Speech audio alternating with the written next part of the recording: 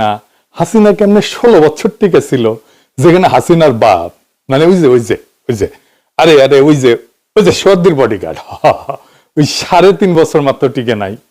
কারণ হইতেছে হাসিনা কিছু শক্তিশালী মাফিয়া গ্রুপ তৈরি করেছিল, সর্দির বডিগার্ড সেগুলো তৈরি করতে পারে নাই। সেই মাফিয়া গ্রুপকে প্রফেসর ইউনূসের সরকার ভাঙতে তো পারেই নাই, বরং নানাভাবে এই মাফিয়া গ্রুপকে প্রত্যক্ষ বা পরোক্ষভাবে রক্ষা করে গেছে। আমি আজকে এমন একটা মাফিয়া গ্রুপের গল্প আপনাদের সামনে বলবো। আমাদের কাছে এরকম আরো তৈরি হইতেছে অন্য এপিসোডে, আপনারা দেখবেন কোন কোন মাফিয়া গ্রুপকে প্রফেসর ইউনূসের সরকার রক্ষা করে গেছে। আমি এটাও দেখাই দেব কিভাবে মাফিয়া গ্রুপকে প্রফেসর ইউনূস নিজে এবং তার উপদেষ্টা মন্ডলীর কেউ কেউ রক্ষা করছে, নিরাপদে কাজ চালাইতে দিচ্ছে। এই মাফিয়া কর্পোরেটের নাম জেমকন। নাম শুনেছেন? শুনেন নাই তাই না? এইগুলো হইতেছে সামে চাপা মাইর দেওয়ার সংগঠন। হাঙ্গেরে বাংলার লুথার কিং এর ভাষায় গুপ্ত। বুঝিস? আজ এবার বুঝে দেখি জেমকন জিনিসটা কি আসলে। হোমো এরশাদ মানে হোসেন মোহাম্মদ এরশাদ আর কি। আঙ্গেরে আমলে কইতাম হোসেন মোহাম্মদ এরশাদ, আর কেউ কেউ কইতো লেজে হোমো এরশাদ মানে লেফটেন্যান্ট জেনারেল হোসেন মোহাম্মদ এরশাদ। তো যাই হোক, ওরা আমলে হঠাৎ ধনী হয় এক রিটায়ার্ড আর্মি অফিসার, কেউ তারা চিনত না। তার নাম লেফটেন্যান্ট কর্নেল কাজী শাহেদ আহমেদ। এই পাজি শাহেদ এটা খুব ইন্টারেস্টিং ক্যারেক্টার। এই মাল জয়েন করে পাকিস্তান আর্মিতে। 1971-এ পাকিস্তান আর্মির হয়ে সগৌরবে বাঙালি নিধন করেছে।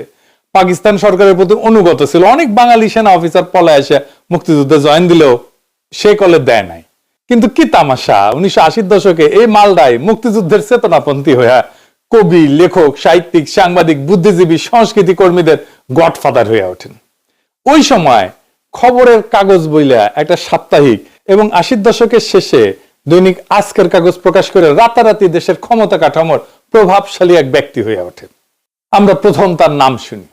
তবে এই আজকের কাগজ পত্রিকার মাধ্যমে বাংলাদেশে প্রিডেটরি জার্নালিজম বা মতলববাজদের শিকারী সাংবাদিকতার ভয়ঙ্কর যুগের সূচনা হয়েছিল, যেই শিকারী সাংবাদিকতার গডফাদার ছিল ইন্ডিয়ার নিজে। শিকারী সাংবাদিকতা কি বুঝে দেওয়া লাগবে? তা অবশ্য লাগবে, কারণ এই শিকারী সাংবাদিকতা না বুঝলে ফুন্দের আলওয়ার দিল্লি স্টার বোঝা যাবে না। আসেন এটা কি বুঝে আসি। এই শিকারী সাংবাদিকতা বলতে এমন এক সাংবাদিকতাকে বোঝায় যেখানে সংবাদ মাধ্যম সত্য অনুসন্ধান বা জনস্বার্থের পরিবর্তে ইচ্ছাকৃতভাবে কাউকে টার্গেট করে ক্ষতি করার জন্য তথ্য ব্যবহার করে, অর্থাৎ সংবাদকে অস্ত্র বানায়, ব্যক্তিগত, রাজনৈতিক বা বাণিজ্যিক স্বার্থ হাসিল করে। সহজ ভাষায় সাংবাদিকতা সেখানে তথ্য দেওয়ার জন্য না, বরং কাউকে শিকার বানানোর জন্য করা হয়। এই জন্যই বাংলাদেশের মানুষ এদেরকে বলে সাংঘাতিক। এই সাংঘাতিকরাই হইতেছে প্রিডেটরি জার্নালিস্ট, যাদের সূতিকাগার ছিল আজকের কাগজ, আর তারই ধারাবাহিকতায় জন্ম নিছে ফুন্দের আলো আর দিল্লি স্টার। এই আজকের কাগজই পরে জন্ম দেয় ভোরের কাগজ, আর সেই কাঠামোই ফুন্দের আলো হিসেবে আত্মপ্রকাশ করে। ভোরের কাগজে কিন্তু মতিউর রহমানও ছিল। এই আজকের কাগজের প্রথম সম্পাদক ছিল নাইমুল ইসলাম খান ওরফে নো আইডিয়া। মনে আছে? এইটা সাহেব আবার দেখা দেন। No idea at all, no idea at all, কোনো মর্যাদা নাই। মনে পড়েছে? এই আজকের কাগজ ছিল বাংলাদেশের সাংবাদিকতার যে ইন্ডিয়ান কর্তৃত্ব প্রতিষ্ঠা হয় সেটার ইনকিউবেশন। ওইখানে তা দেওয়া হয়। মুরগি যেমন তা দিয়ে ডিম ফুটায়, ইন্ডিয়া তা দিয়ে ডিম ফুটাইছে বাংলাদেশের যত ইন্ডিয়াপন্থী সাংবাদিক ওটি থেকে। আজকে যে প্রায় পুরা সাংবাদিক সমাজ দেখেন আওয়ামী লীগের দালাল, ভারতীয় আজ্ঞাবহ, ইসলাম বিদ্বেষী, তার সূতিকাগার ছিল এই আজকের কাগজ। আমি নাম বলি কয়েকটার। কারাই আজকের কাগজের সেই সাংঘাতিক ছিল নাম শুনলেই বুঝবেন, এবং এটাও বুঝবেন যে আজকের কাগজ পত্রিকাটা আসলে কি মাল ছিল। এটাও বুঝবেন আজকের কাগজ ছিল বাংলাদেশে ইন্ডিয়ান একটা স্ট্র্যাটেজিক ইনভেস্টমেন্ট। আমি আগে সাংবাদিকদের নাম কই। নঈম নিজাম চিনিছেন? মুন্নি সাহা আপনার অনুভূতি কি চিনিছেন? সৈয়দ বোরহান কবির চিনিছেন? সৈয়দ ইস্তিয়াক রেজা, শ্যামল দত্ত, মঞ্জুরুল হাসান বুলবুল, জয় মামুন, এমনকি মানব জমিনের মতিউর রহমান। শুধু তাই না, আপনি আর্কাইভ থেকে আজকের কাগজের প্রথম দিককার পত্রিকার কলামগুলো দেখেন, সব কলকাতার লেখক, মানে সব নাম মনে নাই। এর মধ্যে ছিল যেমন শীর্ষেন্দু, সুনীল গঙ্গোপাধ্যায়, সঞ্জীব চট্টোপাধ্যায়, এরা। বুঝেছেন তো? এটাই ছিল সেই ইন্ডিয়ান সাংবাদিকতার ইনকিউবেটর। এই পাজি শাহেদের আমল শেষ হওয়ার পর তার 3 গুণধর পুত্র এই জেমকলের হাল ধরে। তারপর কি হয়? তারপর তো ব্যাবাক ফকফকা। কাঁঠাল রানীর জামানায় এমন কোন সেক্টর ছিল না যেখান থেকে এরা মধু খায় নাই, খালি মধু খেয়েছে। বিদেশে অর্থ পাচার করেছে, অবৈধ বাণিজ্য করেছে, নৈশ ভোট, দামি ভোট সহ সকল নির্বাচনে এমপি হয়েছে। মিডিয়া, খেলাধুলা, শিক্ষা, এনজিও ব্যবসা, শিল্প সাহিত্যের ভিতর দিয়ে রাজনৈতিক এবং সাংস্কৃতিক আধিপত্য কায়েম করছে। কাজী সাহেবের 3টা ছানা হইতেছে কাজী নাবিল, কাজী আনিস, কাজী ইনাম। আর এই 3টা ছানার সাথে হাসিনার বাকশাল ছিল তামাক আর ফিল্টারের মতো দুজনে দুজনার। তারেক রহমানের আর এক কৌতুকপ্রদ নাম হইতেছে খাম্বা। অনেকে বলে খাম্বা তারেক। আন্তর্জাতিক মিডিয়াতেও এই খাম্বা তারেক নামটা লেখা হইছে। তারেক রহমানের বিশিষ্ট প্রিয় পাত্র বাঙ্গু প্রেসিডেন্ট সুপ্পু, সেও এই খাম্বার নামটা কয়। শুনেন। অস্তিত্বের প্রশ্নে আগে কি লুট হলো, আগে সম্পদ কোথায় গেল, বিদ্যুতের নামে খাম্বা হলো, এগুলো আপনারা দেখবেন, বিচার করবেন। আমি আপনাদেরকে প্রভোগ করব না, আপনাদের বিবেকের উপর ছেড়ে দেব। শুনেছেন কেন খাম্বা বলা হয়? কারণ বিএনপি নেতৃত্বাধীন 4 দলীয় জোটের 2001 থেকে 2006 পর্বের শাসনামলে বৈদ্যুতিক খাম্বা বিষয়ে তারেক রহমানকে জড়ায় যে দুর্নীতি, বহু আলোচনা এবং সমালোচনার জন্ম দিছিল, সেইটার সাপ্লাই নাকি তারেক রহমান করছিল, খাম্বার সাপ্লাই। তারেক রহমান খাম্বার সাপ্লাই আর কি করেছে জানি না। তো এই খাম্বার সরবরাহ সবচেয়ে বেশি করেছিল যে কোম্পানি, তার নাম জেমকন, আর তার মালিক দুর্বৃত্ত বেনিয়া পাজি শাহেদ আহমেদ। কেমনে এই কাজটা করেছিল আসেন সেটা দেখি। পাজি শাহেদ এরশাদের আমলে সামরিক বেসামরিক আমলাতন্ত্রের উপর প্রভাব বিস্তার করে নীতি পরিবর্তন করে বিদ্যুতের খুঁটির জন্য আগে কাঠের খুঁটি, গাছের খুঁটি ব্যবহার করা হইতো, সেটার বদলে কংক্রিটের খাম্বা ব্যবহারের সুযোগ তৈরি করে ফেলে। তারপরে ঘুষ দুর্নীতির মাধ্যমে কয়েক গুণ বেশি দামে নিজেই সে কংক্রিটের খাম্বা বেচা শুরু করে অল্প দিনের মধ্যে প্রভূত সম্পদের মালিক হয়ে যায়। এইভাবে রাষ্ট্রীয় সম্পদ লুট করে বাংলাদেশে যে দুর্বৃত্ত ধনিক শ্রেণীর উদ্ভব হয়, তার এক উৎকৃষ্ট নমুনা হইতেছে এই বাটপার পাজি শাহেদ। দেশের নাম করে পল্লী বিদ্যুতায়ন বোর্ডের জন্য ঋণ করে আনা অর্থ দুর্নীতির মাধ্যমে চলে গেছে এই পাজি সাহেদের অ্যাকাউন্টে, যার বড় অংশ হুন্ডি করে নিয়ে গেছে ইউরোপ, আমেরিকা সহ পৃথিবীর নানা দেশান্তরে। এভাবেই শুরু হয় জেমকনের উত্থান। সেই অর্থে খাম্বা উপাধি পাওয়ার আসল দাবিদার এই পাজি সাহেদ। এবার আসেন দেখি জাউরা নাম্বার 1 পাজি সাহেদের 1 নম্বর পোলা কাজী নাবিল আহমেদের আমলনামা। কাজী নাবিল বিনা ভোটে এমপি হয়েছিল 2014, 2018, 2024-এ।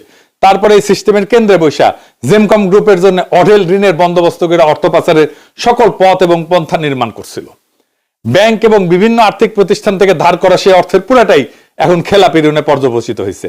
কি তামাশা দেখেন, কপাল ভালো এখন তো এমপি হবার পারবে। খেলাপি ঋণ গ্রহীতা না হইলে তার এমপি হওয়া যায় না, বাংলাদেশ ব্যাংকের গভর্নর হয়ে যেতে পারে। জুলাই গণ অভ্যুত্থানের একদম চূড়ান্ত পর্বে 4 আগস্ট যশোর আওয়ামী লীগ, যুবলীগ এবং ছাত্রলীগের সশস্ত্র গুন্ডা পান্ডা নেতা কর্মী খুনিদের একটা জঙ্গি মিছিলের নেতৃত্ব দেয় পলাতক অবৈধ এমপি কাজী নাবিল আহমেদ। তার সেই র্যালি সমাবেশের ব্যানারে সন্ত্রাস জঙ্গিবাদ কথাটা লেখা ছিল। এত সব অপকর্মের পরেও ফ্যাসিবাদের পতনের পরে এরা দেশে ছিল। শীর্ষ সেনা নেতৃত্বের সহায়তায় নির্বিঘ্নে দেশ ছেড়ে পালায় গেছে। সম্প্রতি দুদকের তদন্ত রিপোর্টে দেখা গেছে 2018 থেকে 2024 সালের মধ্যে মাত্র 5 বছরে দুর্বৃত্ত কাজী নাবিল আহমেদের সম্পদ 1000 গুণ বৃদ্ধি পেয়েছে। ধানমন্ডির বিশাল সরকারি সম্পত্তি দখল করে বানানো আবাহনী ক্লাবকে ব্যক্তিগত সম্পত্তিতে পরিণত করে বাংলাদেশে ক্রীড়া জগতের মধ্যে কর্তৃত্ব স্থাপন করছিল এই দুর্বৃত্ত। পাজি সাহেদের 3 পোলা গুন্ডা শেখ কামালের গড়া এই ক্লাবের মালিক মোক্তার হোমরা সুমরা কর্তা ব্যক্তি। সেই সুবাদে তারা ঢুকে পড়ছিল সর্বত্র। Cricket board, football federation, golf tournament, কোথায় ছিল না এই মালগুলা। এরপর জাউরা নাম্বার 2 কাজী ইনাম আহমেদের আমলনামা। সোহরাওয়ার্দী বডিগার্ডের দ্বিতীয় কন্যা সুরনি শেখ রেহানার পোলা রাজন মুজিব সিদ্দিক ববির ঘনিষ্ঠ বন্ধু হইতেছে কাজী সাহেদের ছোট ছেলে কাজী ইনাম আহমেদ। বিগত সরকারের আমলে দীর্ঘ এক যুগ বাংলাদেশের ক্রিকেট বোর্ডের ডিরেক্টর ছিল। সরকারের 8 আগস্ট দায়িত্ব নেওয়ার পরেও দীর্ঘ 14 মাস এই পদটা সে অলঙ্কৃত করে বসে দেখছে। এমনকি আসিফ মাহমুদ সজীব ভুইয়া তাকে সরায়নি। সবচেয়ে বিস্ময়কর ঘটনা হইতেছে 2025-এর 15 সেপ্টেম্বর কাজী ইনামের বিরুদ্ধে দুদক দুর্নীতির মামলা দায়ের করার পর মাথায় হুলিয়া নিয়ে অক্টোবর মাসের শুরুতে সে অনায়াসে ঢাকা আন্তর্জাতিক বিমানবন্দর পাড়ায় থাইল্যান্ডে পালায় যেতে সক্ষম হয়েছে। সেখানে কিছুদিন থাকার পরে থিতু হয়েছে লন্ডনে। কে তাকে পালায় যেতে সাহায্য করলো সে এক বিষয়। আমি বলবো না কে তাকে পালায় যেতে সাহায্য করছে, তবে আমি আপনাদের একটা ক্লু দেই। প্রধান উপদেষ্টা ডক্টর মোহাম্মদ ইউনূসের সহকারী লামিয়া মোর্শেদের ফুফাতো বোন জামাই হইল এই কাজী ইনাম আহমেদ। বুঝেছেন রসুনের জায়গায়? অন্তর্বর্তীকালীন সরকারের প্রধান উপদেষ্টার বিশেষ সহকারী পদের প্রভাব ব্যবহার কইরা লামিয়া নানাভাবে এই দুর্বৃত্ত পরিবারকে সহায়তা করার চেষ্টা করছে বলে তথ্য আছে নানা জায়গায়। বর্তমান সরকার এই বিষয়ে যথাযথ অনুসন্ধান করবে বলে আমি আশা রাখি। কোনাক্কেলে লামিয়া এই কাজ করছে আল্লাহ মালুম, হয়তো ভাবিছিল কেউ জানবে না। এরই সমস্যা বাঙ্গু এলিটদের, লতায় পাতায় এমন ভাবে সম্পর্কিত রসুনের ভাবে একটা জায়গায় একটা না একটা জায়গা থেকে প্রোটেকশন পাওয়াই যায়। এরপর জাউরা নাম্বার 3 কাজী আনিসা আহমেদের আমলনামা। কাজী সাহেদের মেজো ছেলে কাজী আনিসা আহমেদ আবার উচ্চ লেভেলের বাটপার, পুরাই ব্রেন তার এডুকেশনে ভর্তি। ইংরেজিত কিবা লেখে, ইংরেজি যেহেতু লেখে ঠিকই লেখে। আন্তর্জাতিক গণমাধ্যমে প্রবন্ধ এবং মতামতধর্মী লেখা ছাপায় সে প্রতিষ্ঠা করার চেষ্টা করছে যে বাংলাদেশে ইসলামী মৌলবাদের দিকে ঝুঁকে পড়িছে, আর সে দেশে এই বিপদের বিরুদ্ধে একমাত্র বিকল্পের নাম হইতেছে শেখ হাসিনার ফ্যাসিবাদ। যেই মৌলবাদ পশ্চিমা বিশ্ব সর্বতভাবে ঠেকাইতে চায়, সেই উগ্রপন্থার ভয় দেখায় মুসলিম বিদ্বেষী অপশক্তিকে এরা বাংলাদেশের মুখোমুখি দাঁড় করানোর অপচেষ্টা চালাইছে এবং এখনো চালাইতেছে। উদাহরণ হিসেবে দুইটা লেখা দেখায়। নিউ ইয়র্ক টাইমসে কাজী আনিসের লেখা কইতেছে বাংলাদেশকে বাইসা নিতে হবে স্বৈর শাসন বা উগ্রবাদ। দেখেছেন? আরেকটা লেখা দেখবেন, দেখেন করছে ক্রিপিং ইসলামিজম, মানে ধীরে ধীরে সমাজের মধ্যে ইসলাম বিস্তার করে যাইতেছে। একটা মুসলমান প্রধান দেশে ইসলামের প্রচার তো হবেই রে। এটা আবার ছাপিছে নিউ ইয়র্ক টাইমস। আমি শিওর এগুলা দেখেন নাই আগে। কেমনে পশ্চিমে হাসিনার শাসনের বৈধতা তৈরি করা হয়তো দেখেন এবার। শুধু তাই না, লিবার্টি সাউথ এশিয়ার প্রধান লবিস্ট মিস্টার সেথ ওলমিকশনকে নিয়োগ দিছিল হাসিনার সরকারের জন্য এই আনিস। হিসাব পাওয়া গেছিল $500,000 দিছিল এই কাজী আনিস, তাও আবার দিছিল মানি লন্ডারিং কইরা। দেখেছেন? নিউজ এসেছিল, নেত্র নিউজে। এই লোক যে মানি লন্ডারিং করে হাসিনার লবিস্টকে টাকা পাঠিয়েছিল সেটার বিষয়ে গত বছরের মার্চ মাসে একটা রিটের ভিত্তিতে আদালত রুল জারি করলেও দীর্ঘ 10 মাস অতিবাহিত হওয়ার পরেও এখনো পর্যন্ত সরকারের সংশ্লিষ্ট মন্ত্রণালয় এবং দুদক কোনো কার্যকর পদক্ষেপ নেয়নি। 2024-এর বর্ষা বিপ্লবের সময় দেশের সাধারণ নাগরিকেরা যখন শিক্ষার্থীদের নেতৃত্বে একটা ফ্যাসিস্ট দখলদার অবৈধ সরকারের উৎখাতের লক্ষ্যে রাজপথে নেমে রক্তাক্ত